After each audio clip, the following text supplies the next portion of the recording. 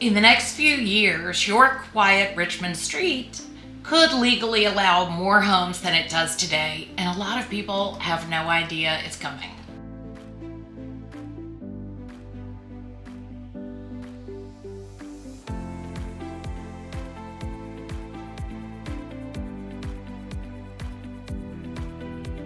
I'm Cindy Bennett. I am an associate broker and realtor with Maison Real Estate Boutique here in Richmond, Virginia, and let's talk a little bit about the code refresh coming to the city of Richmond, what it means, what it might mean for you, and what you can look forward to or just see in the next few years. So in plain English, what is the code refresh? Well, it's basically exactly what it sounds like. They're updating the codes to allow for potentially more population density, different types of buildings, and more buildings where there have been restrictions in the past preventing them.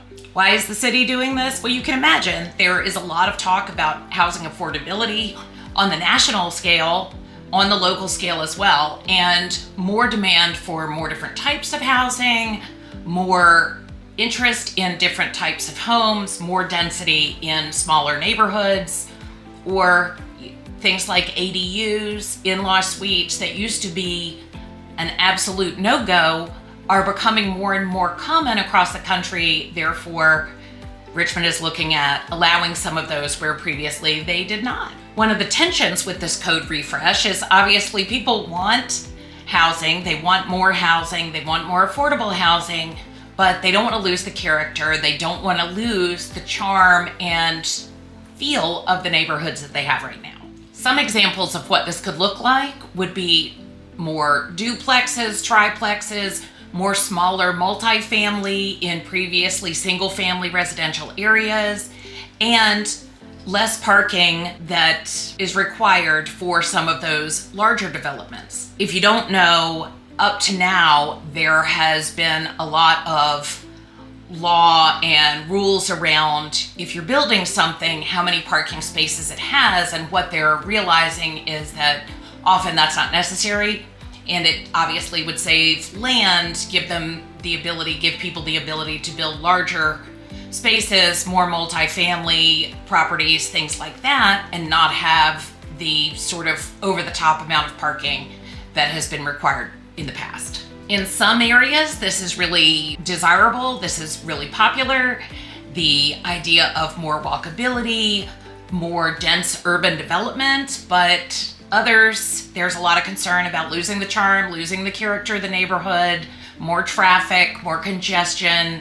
So it has definitely been a push-pull, but we're certain to see some changes. Exactly how, where, and when remains to be seen. So what does this mean if you're buying or selling? Well, if you're buying, you may want to do a little extra research at least on what the character of that neighborhood may be in 5 or 10 years, as opposed to just what it is now. If you're thinking of selling, you may want to look at what some of that future zoning flexibility can do for you as a seller, and make sure that you're leaning into the opportunities as opposed to just fighting change that is in many cases probably going to be somewhat inevitable. And of course, if you're an investor, there may be more opportunities with this to build some duplexes, smaller multifamily, or even do some single family with an ADU or add on for a separate living area in a garage or a detached building of some other type.